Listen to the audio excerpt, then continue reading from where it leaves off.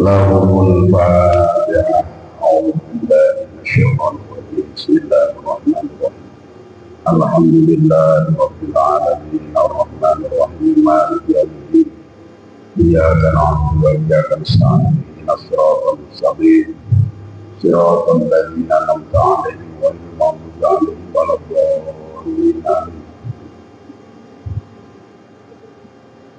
Alhamdulillah rabbil alamin hadratal mukarramin para alim, para asatidz, para sepuh yang sangat kami muliakan, khusus pada studio taklim Masjid Rawat Santri yang sangat kami hormati, hadirin para jemaah, para bapak, para ibu yang dirahmati Allah Subhanahu wa Ta'ala. Alhamdulillah, malam hari ini berobat dengan masih dipertemukan kembali untuk melanjutkan kajian kitab Taqrib Ba'ul Hadis.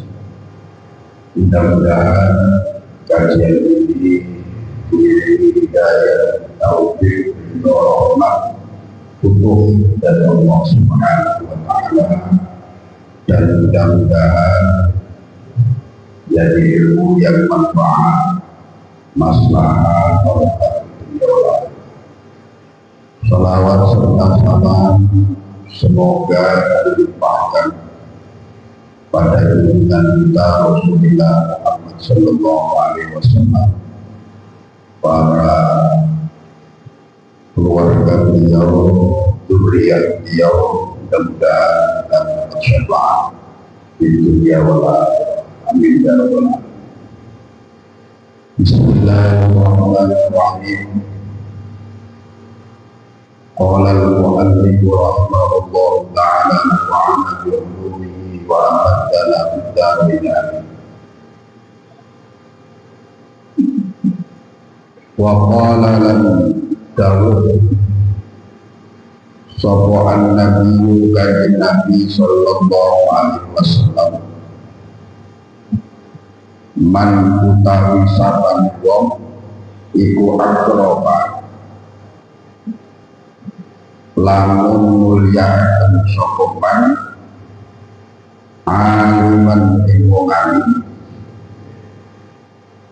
wong kang berilmu, faqad akramahu moko temen mulyakaken sapa man li ing ingsun. Wa man akrama wa man lam utawi sapan wong akramani kang mulyakaken sapa man ing ingsun, faqad akrama moko temen wis mulyakaken sapa man Allah ing Gusti Allah. Wa man lam utawi saban wong iku akrama mulyakaken sapa man Allah ing Gusti Allah, wa ma'wahu moko utawi panggonane man iku al jannatu swarga. Al hadis naulama. Kita masih berbicara tentang ilmu dan ulama. Kita sampai pada hadis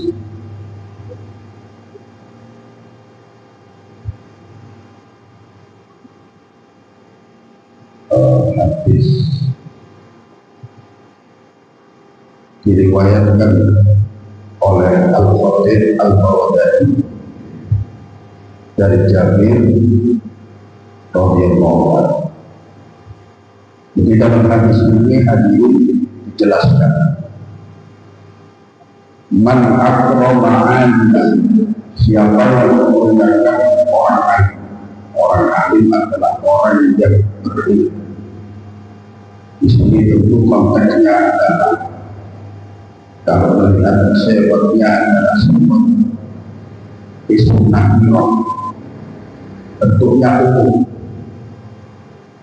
Siapapun orang alim, siapapun yang memuliakan orang yang berilmu, lebih-lebih berilmu agama, apakah dia itu adalah orang yang kita kenal atau orang yang tidak kita kenal? Apakah masih hubungan guru dan murid dengan kita atau tidak? Selama dia adalah orang yang berilmu, Rasulullah memerintahkan kepada dia untuk memuliakannya. Hanya saja orang alim yang punya hubungan sahabat dengan kita, guru kita, mu'alim kita, roh kita, itu haknya lebih besar. Haknya lebih besar untuk kita berbagi melebihi orang lain, orang yang sama-sama alim lainnya. Karena bagaimanapun orang yang pernah mengajarkan kita, walaupun satu guru, itu hakikatnya adalah orang tua kita, orang tua kita dalam perspektif agama, orang tua iman. Jadi orang tua itu ada dua, ada orang tua tim nasab melalui jalur nasab, ayah kita, kakek, ulang pak ibu, orang tua kita bin nasab melalui jalur nasab. Ada orang tua kita bisa orang tua yang melalui sabar keilmuan, itu juga orang tua kita. Walaupun itu mengajarkan kita satu guru. Kemudian waktu masih di pondok, ketika mau pulang itu apa namanya silaturahim di rumah, tapi nantinya kembali lagi ke pondok. Itu kita setiap hari, lo, manggil pulau kan lo terjadi. Awakmu tuh sampai nilainya no, walaupun dia tidak melanggar ibadah, walaupun cuma ngulang ibadah jadi tidak benar. Kenapa? Sebab andaikan guru-guru lainnya ulang satu guru-guru lainnya hanya mengajarkan Quran, tapi mengajarkan Quran tanpa Quran. Quran itu Quran ekspor. Perkataan di dalam Al-Quran. Bismillahirrahmanirrahim. Ar-Rahman Ar-Rahim. Hamzah Rasul. Ar-Rahim Ar-Rahim. Coba mengenal. Alhamdulillah. Jadi kalau sampai bisa pondok, bisa membaca apa namanya doa-doa, bahkan kalau sampai bisa membaca kitab, bahkan kalau sampai sakit cepat bisa berdebat dari rumah sakit, itu kan mati menjadi.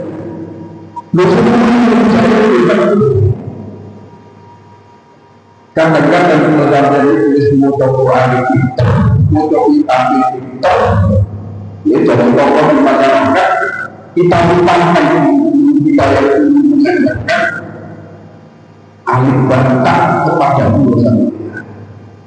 Enggak tahu ilmu tidak tahu kan, ilmu itu tidak tahu kan. Al-Barakatuh ziyadatul khair, barokah itu tambah-tambahnya dan ilmu yang barokah, ilmu yang selalu bertambah. Dulu ketika di pondok, ya, kalau sampean mungkin hanya bisa membaca atau mengkaji di pondok aja tidak takut misalnya. Tapi krono barokah, akhirnya kita praktek di rumah diajarkan. Suwe-suwe krono praktek, tentu sinaunya mengenal praktek atau kitab yang lain. Akhirnya berkembang mempelajari kitab yang lain, lalu belajar kitab fakul. Akhirnya diminta untuk mengajarkan fakul. Kamu kok dia nonton ngajarnya takut kok. Tapi berhubung diajarkan diminta untuk mengajarkan fakul, belajar fakul. Akhirnya bertambah belajar ini, kamu kok diminta belajarnya terbatas beberapa kita. Lalu itu namanya barokah.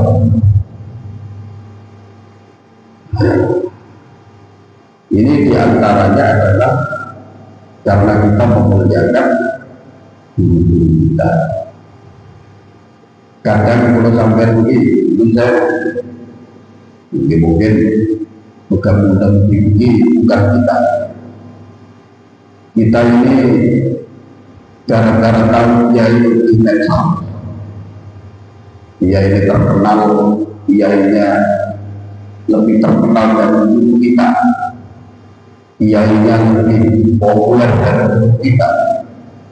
Kemudian kalau sampai bisa dekat dengan dia itu, lalu kita melupakan guru kita. Padahal guru kalau sampai sakit untuk menghidupi lalu kita itu.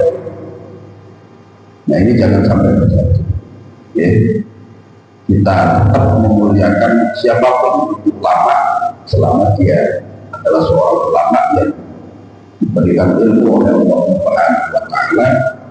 Kita hormat itu, tetapi di sisi lain jangan sampai kita mengesampingkan, melupakan ulama-ulama ya, yang pernah berjasa kepada kita, ngajari al-ibadah, ngajari Quran, ngajari sholat kita, yang mengajarkan fikih-fikih dasar pada kita, wajib kita hormati.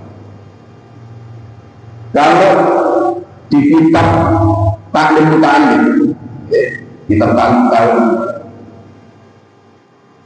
silaturahim minimal tahun sekali, minimal tahun sekali, supaya kita ini punya ketersambungan dengan orang-orang yang pernah mengajarkan agama dan tambah barokah. Kalau mendoakan itu wajib setiap selesai sholat. Kalau mendoakan kepada orang tua kita, wajibannya kan setiap selesai sholat. Kalau sampai itu mendoakan kedua orang tua kita, lalu bagian dari orang tua kita secara rohani. Kalau secara jasmani orang tua kita ya orang yang melahirkan kita. Itu saja kewajibannya setiap sholat berjalan mendoakan. Apa dasarnya? Syekh Abdullah As-Samarqandi dalam kitabnya Tamyiz itu memaparkan sebuah firman Allah, Anishkurli wa wa'alaika ilayyal masjid. Itu surat Luqman ayat 16 dan 21. Anishkurli, bersyukurlah kamu kepada. Ini perintah Allah, bersyukurlah kamu kepadaku, wa wa'alaika, dan juga kepada kedua orang tua. Ilayyal masjid, kepada pulang kepadaku. Jadi Allah itu sejajarnya. Allah menggandeng perintah bakti Gusti Allah, syukur kepada Allah dengan berbakti kepada Allah. Anishkurli wa wa'alaika, double huruf akad wali niku lek nang ngene nahu wali itu mutlak jannah. Jadi sama-sama mendapatkan satu perintah syukurli, syukurlah kepada wali yang juga syukurlah kami kepada kedua orang. Lah syukur kepada Allah itu minimal dia dapat berapa kali? Mulai sampai minimal syukur berjawab berapa? 5 kali minimal. Berarti syukur terbentuk orang tua, artinya membelakan kedua orang tua. Ini juga minimal 5 kali. Syukur-syukur setiap kita berdoa itu kita berdoakan dulu, kita ampunkan kita orang tua. Tapi minimal 5 kali. Terhadis dikatakan begini, man taraka du'aan dari fa'innahu yanqadu an siapa yang terputus dari mendoakan kedua orang tuanya, man taraka ad-du'aan dari siapa yang meninggalkan doa kepada orang tuanya, fa'innahu yanqadu an dia akan terputus dari keberkahan sekian. Bila menurut para ulama, lek kepingin barokah ini terputus dengan Allah, lek kepingin barokah ini orang terputus dengan Allah. Jadi mungkin lek gue sampai ingin membuat diri dia,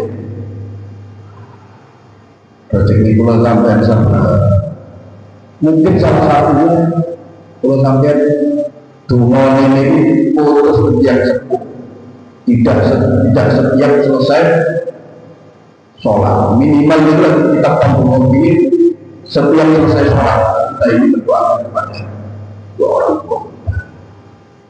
Oke, baik, kita wajib memuliakan kembali ke hadis ini. Kita wajib memuliakan para ulama, terlebih ulama-ulama yang punya hubungan, punya sahabat dengan kita sebagai guru, sebagai mu'allim, itu lebih besar haknya untuk kita muliakan. Karena orang tua ulama adalah orang tua kita fikih. Dalam setunggalipun hadis dan kitab Turatun Nasih itu disebutkan, saya di sana akan datang sebuah zaman alam nasi atas manusia yang firuna anilana di mereka lari dari para ulama dan para ulama, lari dari para ulama dan ulama itu artinya ketemu terus lain, artinya kita sudah tidak memindahkan lagi ilmunya para ulama dalam segala hal. Kita sudah mengambil hukum itu kita tidak merujuk kepada para ulama, padahal yang punya kompetensi dalam para ulama akan datang suatu masa manusia ini akan mati dari para ulama dan para ulama. Menginginkan pas rame-rame adalah sombong. Dengan kita tahu bahwa ya ini yang kumpulan itu apa namanya tim faksun masalahnya itu ya kalau di PBN kalau ini kan PBN faksun masalah dia selalu menjadi musuh. Bohir rumahnya sendiri punya pondok di Besut. Kalau tidak salah masih saudaranya yaitu Mas Ibadah Besut. Jadi dia itu putranya orang kali, dia sendiri orang kali. Ketika fatwa tentang, dan fatwa itu bukan dari pribadi dia, tapi dari masing-masing itu kan secara kolektif. Kalau dia itu oleh dua tiga kali budi nanggung medsos sing komen tentang standar fitri itu uang itu menangkan seperti terang. Nah, jadi terus ini yang harus jangan-jangan ini saatnya sudah tiba orang-orang mulai lari dari para ulama, dari para ulama. Kalau sampai boleh tidak cocok sama ulama A, ulama B boleh tidak cocok, tapi dan kita membantah pun boleh kan, walaupun dengan ilmu harus membantah dengan. Nah, kalau sampai berpaham dalam pengalaman gitu menang sampai melok. Misalnya ada dua ulama yang ikhtilaf, berbeda pendapat, misalnya sampai si A, sampai si B, silakan. Tapi jangan sampai mengomentari lalu tidak baik. Andaikan kita tidak cocok dengan salah satu. Karena itu bukan kapasitas kita. Kalau sampai mengatakan ini pun dari tahun ulama itu hari sampai mengalami tidak cocok dengan si A, lalu kita membantah, tapi dengan ambil, dengan ilmu, dengan dalil, tidak masalah. Tidak kita orang ngomong, tidak usah ini kita cukup kita mengikuti mana yang menurut saya lebih yakin begitu. Tapi untuk mengomentari tetap merupakan budaya kita dengan kita. Karena ini sudah wilayahnya bukan wilayah awal nafsu ya. Pun bagaimanapun kembali ke hadis ini jadi kita diperintahkan untuk memuliakan para ulama, terlebih lagi masih ada hubungan ibu dengan kita. Waqala lan baru disebutkan dengan sallallahu alaihi wasallam. Naumul alim utawi turune wong alim iku afdal luwe utama min ibadatil ghaibi bangsa ibadahe wong kudu. Tidurnya orang alim, tidurnya orang alim di sini dikatakan ainaul alim adalah yakni tidurnya orang alim yang menerapkan adab-adab itu. Maka turun enten adab dohir ada adab batin bukan adab dohir. Kalau tidur misalnya kalau sampai kayak lirik sirai Allah padat iblan bukan dohir dice sebelum tidur sudah baca koyo semua sing diajarakan Rasulullah dan Sayyidah Aisyah awak mulai dari mengajar itu hatam Al-Quran bisa haji umroh bisa jadikan orang-orang muslim semuanya itu mengampuni memaafkan banyak diri itu terhadap diri jadikan para nabi juga kepada diri terus dari Aisyah dapat belum dia tapi itu pokoknya hatam Al-Quran bisa pokok haji umroh bisa akhirnya Rasulullah menjelaskan menghafal Al-Quran itu artinya membaca Al-Ikhlas juga kan haji umroh itu artinya baca tasbih paham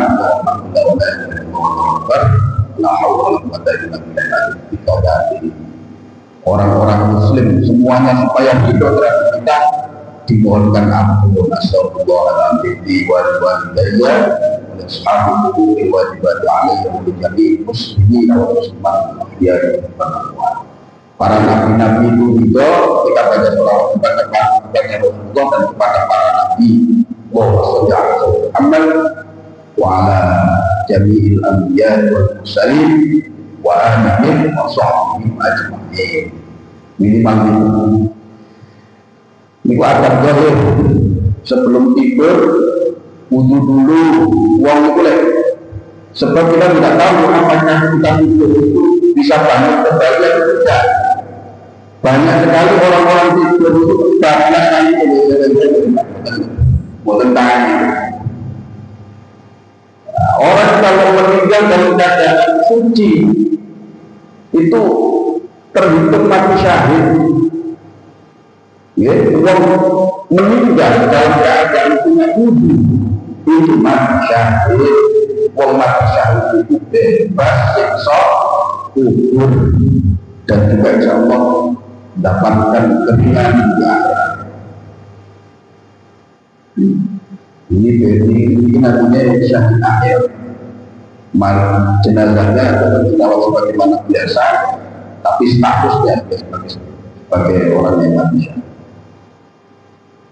Terus niat yang baik atau batin, niat yang baik.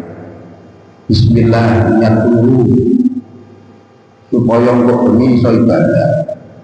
Bismillah, niat dulu niat ngedoi maksiat lahir batin. Bismillah, niat dulu untuk memulihkan kekuatan untuk ibadah. Dapat berapa pahala dengan jadi noponan ini kalau semakin banyak niat yang kita terapkan, semakin banyak nilainya. Lain terlalu ahli, Tuhan menerapkan adab-adabnya itu lebih baik daripada ibadahnya orang bodoh. Mergowong ibadah makhluk bodoh itu sedangkan ibadah tak dulu. Ya, ini sih membatalkan, ini sih wajib, ini sih tarak, ini sih hukum, kalau akhir. Kadang dalam beribadah niatnya juga tidak ditambah, sehingga meskipun ibadah tidak ada nilainya di sisi Allah Subhanahu wa Ta'ala. Sementara orang yang alim itu dia menemui adab-adabnya tidur yang bernilai lekolo turunnya orang alim yang menerapkan adab-adabnya itu lebih baik dari ibadah jahat. Lebih baik daripada ibadahnya orang yang Dewa Pulau dari Kotrosaka yang akan datang masanya orang-orang itu lahir dari para ulama. Supaya berkali di umur salah sebagainya lebih uang ini podolan dari para ulama, dari para fuqaha, para ilmuwan. Supaya berkali di umur salah sebagainya Allah akan mengujinya dengan 3 ujian. Napa mawon? Yarfa'ullahu min barakati kasbi. Allah menghilangkan keberkahan dari rezeki. Mungkin rezekinya banyak, tapi tidak berkah. Rezekinya tidak menjadikan dia semakin dekat dengan Allah, tapi semakin jauh dari Allah. Nomor kali, wa yusallitu Allahu alaihi sultanan ghaliban, diberikan penguasa pemimpin yang zalim. Bisa jadi itu secara massal, kalau memang secara massal para ulama dan fuqaha ini dijauhi oleh masyarakat, maka Allah memberikan pemimpin secara massal. Bisa jadi itu terjadi pada kita juga, karena kita yang enggan sudah, karena kita menjauh daripada para ulama dan para fuqaha, maka Allah menguasakan kepada diri kita orang yang zalim. Bila lain kita sampai yang berkali atasannya zalim itu sampai itu dulu sampai tidak itu zalim. Yang paling bahaya yang ketiga wa yakhrujuna minad dunya bi ghairi akan keluar dari dunia ini tanpa membawahi. Maka teruslah kita mendekat kepada para ulama, terutama ini sekali lagi yang masih ada hubungan dengan kita. Kalau sampai kecil lah nanti ngaji nanti ngaji remaja ngaji sambung kembali dengan guru-guru kita. Itu yang paling berjasa baca dengan sendiri. Nah, kalau yang terjadi kan kita lakukan aja lah. Lalu sajam laluan. Guru-guru lalu dia ini guru-guru praktek, ganti barang. Kadang kalau sampai jalan di guru di barang. Oh, itu orang-orang yang paling berjasa.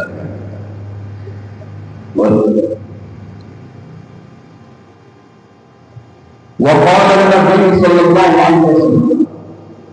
Ini terakhir. Nabi sallallahu alaihi wasallam itu bersabda dahulu, man utawi sapane wong iku ta'allama belajar sapa man dan sabab minal ilmi sambil ilmu. Siapa yang belajar walaupun sabab saja dari ilmu, yang malu halil lakoni sokoman kelawan dan ilmu, baik itu diamalkan ataupun tidak. Ngaji tok itu yang satu bab ilmu tadi, ngaji tok Allah yang paling atau tidak diamalkan.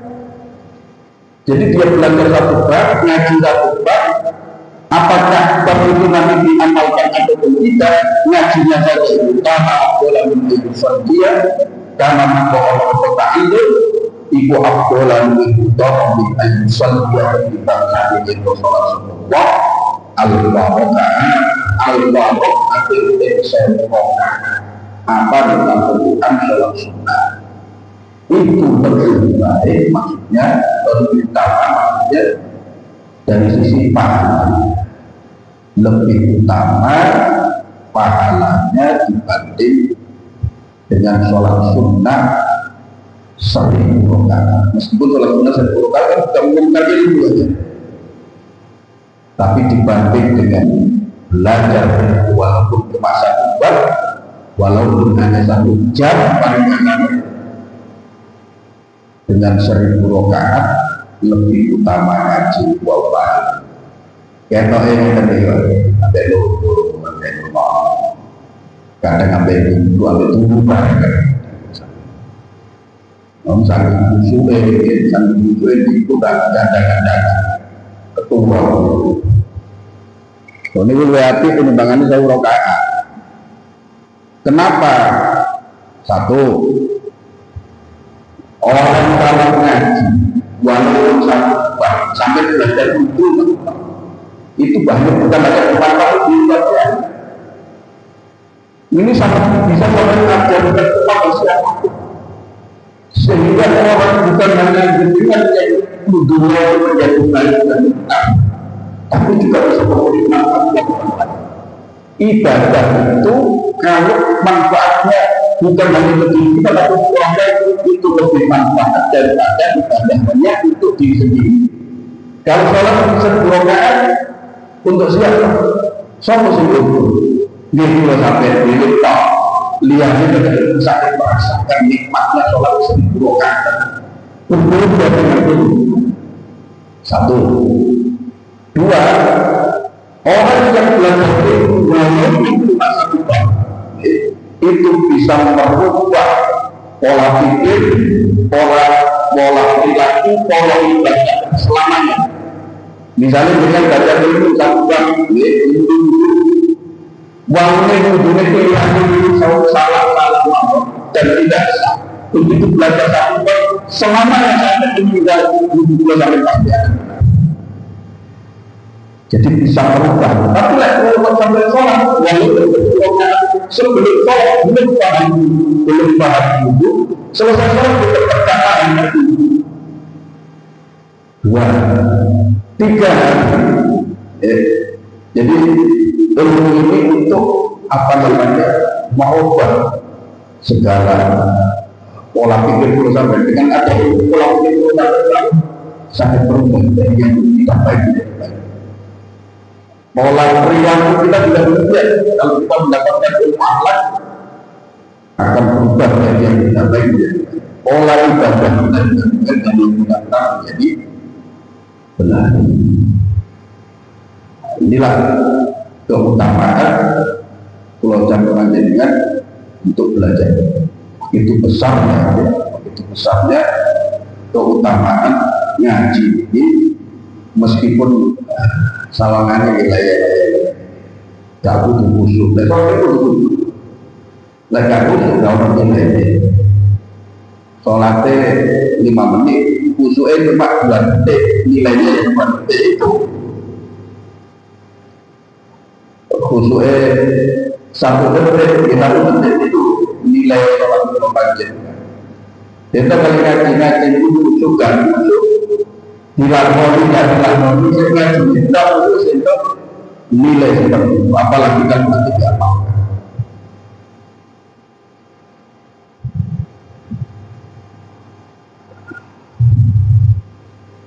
Disinilah keutamaan belajar. Kalau di hadis yang lalu ya pertemuan yang lalu itu disebutkan orang yang makin takola liyata'an lama ilman hufirolahu qabla an yakudua. Siapa yang niat untuk belajar ilmu, untuk ngaji, untuk mari-mari pengajian tak memang ngaji, saya niat tetap Allah sudah mengampuni dosa-dosanya sebelum dia melangkahkan kaki. Itu dalam disebut oleh ini hadirin dari keterangan manfaat selanjutnya monggo kalau ada pertanyaan tidak ada waktu 10 menit kita isi untuk tanya jawab. Kalau saya bisa menjawab, kita jawab sekarang. Kalau tidak dipikir Pak, sama pertemuannya monggo tentang ini atau tentang lainnya.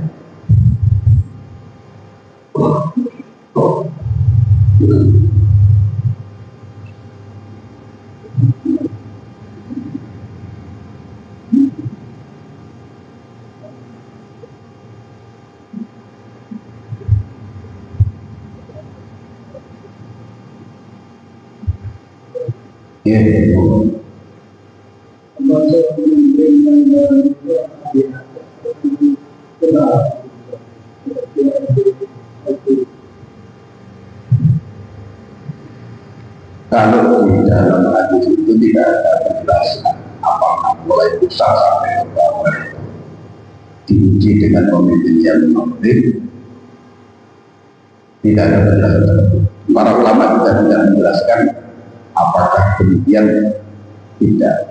Tetapi hadis itu pokoknya diberi pemimpin yang memberi. Bisa jadi ya tidak besar, pemimpin paling tinggi, bisa jadi ya pemimpin di lokal kita saja, di lokal kita saja, lurah, RT, bisa jadi. Kalau melihat hadis itu berarti melihat skala masyarakat yang lain dan utama itu skalanya apa, skala RT. Kalau skala RT yang tadi nantikan pemimpin dalam skala RT, apakah skala tingkat RW kecamatan, maka dalam skala itu Allah akan memberikan ujian di antaranya adalah pemimpin yang zalim kepada rakyat. Kalau sampai skala nasional ini mau wilayah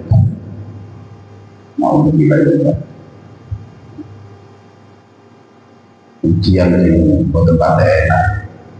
Kenapa kita mencela pemimpin tidak diperbolehkan? Wajib menghormati pemimpin. Boleh kita menyampaikan aspirasi,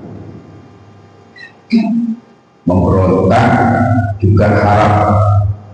Tapi sementara pemimpin boleh melanggar, Jadi ujian lumayan, ujian berat.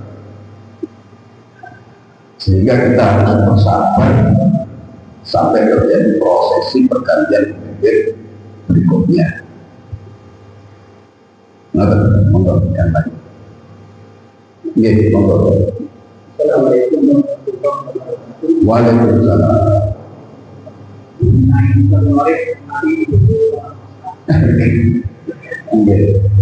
Dan jabatan saya ini sonore yang menghalangan, yang mengganggu pengaluan. Kalau contoh seperti biasa, terima. Satu. Yang kedua, mungkin nilainya sama seperti ngaji. Pakai speaker melakukan ketika masa terus sedangkan jam sudah menunjukkan dan sudah. Sementara di pendidikan kita ada orang yang takut. Jadi speakernya itu mengalami sehingga apakah itu termasuk disamakan dengan oleh kami dan apakah itu termasuk ngajinya itu dilakukan untuk atau mungkin karena mereka mengaku bisa melakukan sekian. Yang pertama, jadi kalau saya memahami komentarnya dari Yai Muhammad Kukulapan yang memfatwakan terkait dengan status hukum sonor. Jadi itu sesuatu hukum itu berkaitan dengan istilah, berkaitan dengan istilah. Jadi yang diistilahkan dengan sonor itu yang sonor yang punya kapasitas besar, punya dampak seperti tadi mengganggu orang lain, plus kegiatan-kegiatan itu baru dikatakan sonor. Oleh karena dari akumulasi dan unsur-unsurnya itu memenuhi syarat untuk distatuskan dengan haram, maka kemudian dimakamkan secara haram. Kalau son yang tidak punya sifat-sifat seperti itu bukan sonor. Jadi contohnya kalau sampai kita nama kuantum, tapi tidak mengganggu orang lain, kita sendiri yang mengganggu, bukan sonor itu namanya. Itu namanya sound system kan, kata beliau. Jadi istilah sonor itu kemudian distatuskan dengan haram itu meliputi semua, baik tingkat kerasnya, terus kemudian sampai timbul kocok pecah dan lain sebagainya. Terus kemudian ada kegiatan-kegiatan yang memang diharapkan dari agama itu tadi. Kemudian inilah yang disebut dengan istilah sonor itu tadi, sehingga kemudian distatuskan haram. Itu kalau saya memahami beliau itu seperti itu. Ya kalau dengan seperti tadi yang ditanyakan tentang orang itu namanya sistem kata beliau. Jadi dari sisi itu. Kemudian terkait dengan ngaji dengan suara waktu malam hari, apapun yang itu menimbulkan iba, menyakiti orang lain di luar batas kewajaran, ya itu tidak diperbolehkan. Apapun, apakah sistem atau apapun, pokoknya yang sampai berdampak indah kepada orang lain, menyakiti, itu tidak diperbolehkan. Contohnya di luar ngaji kalau masih jam 10 atau jam 11 beberapa lagi masih wajar dan tidak mengganggu orang lain. Tapi kalau sudah jam 11 ke atas, siapapun terganggu dan yang muslim sendiri merasa berbeda sampai di lain maka itu tidak diperbolehkan. Jadi kalau sampai begini lewat Allah itu tidak jelas Kira-kira jam 11 sudah banyak orang yang istirahat dan pakai suara luar jam 11 saja. Kemudian selanjutnya kita pakai suara dalam. Kalau suara dalam itu karena tidak ada yang sampai ke boleh masalah. Jadi faktornya bukan sound systemnya yang menjadi haram, tapi mudahnya itu mengganggu orang lain dengan mengganggu orang lain bukan hanya dengan sistem sampai contoh-contoh, no, dandan-dandan di orang yang ini apa mengganggu? Apakah dapat pahala atau tidak? Orang yang ketika ngaji sampai mengganggu orang lain, ngaji timbang, mengganggu orang lainnya itu dosa. Kalau ditimbang yang ini, bahwa yang malu kalau bayar orang yang walaupun sedikit ada bahasa beramal jelek walaupun sedikit ada bahasa. Tinggal dihitam lebih kalau yang berat menyakiti orang tak penting pahalanya minus itu. Jadi dari sisi pahala nanti Allah sendiri yang pahala, kita tidak. Yang terpenting kalau sampai beraktivitas apapun tidak melanggar itu tugas kita. Di adapun nanti pahalanya bagaimana itu sudah bukan wilayah kita, wilayahnya Allah Subhanahu wa Ta'ala. Maka terjadi ya Allah. Bagaimana? Ibu kita perlu boleh kayak untuk laptop dengan kita perlu mantul rumah begitu kita itu itu nanti laptop kita cuma kita mungkin di laptop hilang kita menemukan namun ya sekitar Allahumma salli wa sallim ala sayyidina Muhammad amin. Allahumma fa'alna ma'alana wa'alana وعلمنا وعلمنا يباركنا في دنيانا وربنا وقنا ووقنا وتلاميذنا وذرياتنا وجماعتنا في دين برحمتك يا رب العالمين. ربنا حسن صلى الله على سيدنا محمد وعلى اله وصحبه الحمد لله.